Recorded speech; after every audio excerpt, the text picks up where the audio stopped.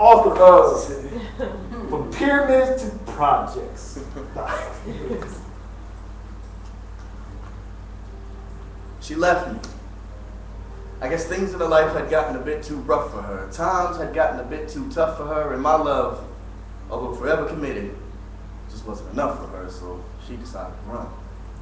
Run like pedestrians when they hear the sound of a gun, or like little black kids in the summertime when they hear the sound of the ice cream truck.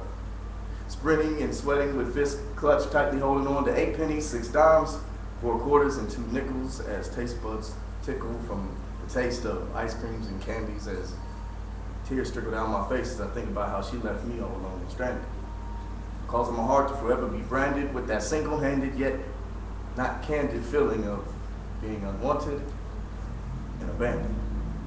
See, imagine her making that decision as she walks towards the door with both of her feet feeling like concrete, slowly dragging along the floor as she removes one of her hands from covering her ears to place it on the door handle, but then something prevents her from leaving.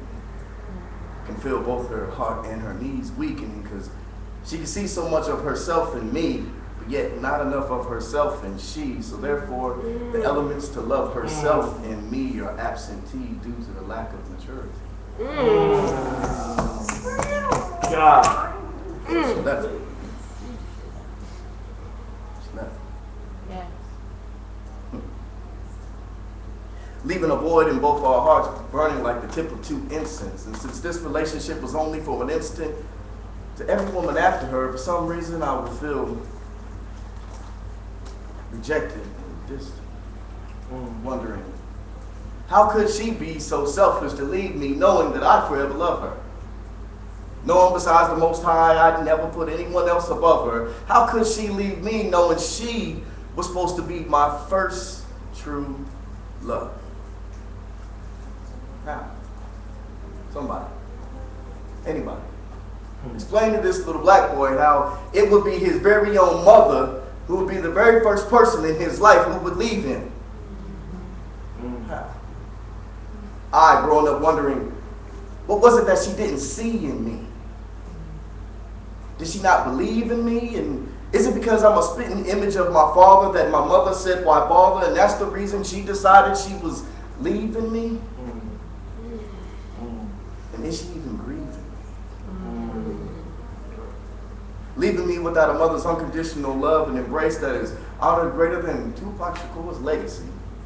Dear mama, it is you that looks into the innocent eyes of little black boys and tells us that we are something when the world tells us we are nothing. It is you. It is you who I look to get through with encouraging words that merge positives and negatives to make a hopeful reality. It is you. But you see, I, born with God's favor, blessed with poetic flavor from my Savior, would again reunite with my mother 17 years later. And while looking into her eyes for the first time again was like a mirror reflection. For our instant spiritual connection was stronger than any of my anger, resentment, or aggression would let me know that her life and my life were both a blessing. So as we hugged with tearful expressions, I told her I loved her and thanked her that she chose the better option, which was to grant me life instead of death by way of adoption. You see, this poem was never, ever, ever about any of my childhood business. For as God is my witness, this poem is about the power of love and forgiveness.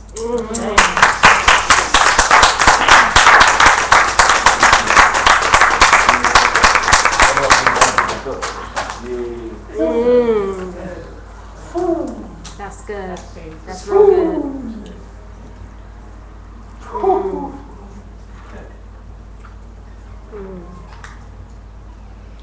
That's thorough. That's thorough. That's potent. Wow. Wow. So everybody get there? How many people thought that was about a woman in the beginning? So he said his mom. Okay, I did too. Okay. Appreciate it. That's what I was trying to do. You did. Accomplished. Yes. Yes. At least it was about a woman. I mean, we got that. Yeah. Woman. Yeah. Yes, that's good. That's good stuff. That's Powerful. Wow. That is, we did get that, right? Yeah, we got Uh-huh. Yeah. Didn't know if it was a girlfriend or a mom. That was on my Oh, right. This is something down. My bad. On tape. Yes. Want me to stop it right now? At that, and then start again? Yeah. So it can be in a separate? Yeah. I hope we got it.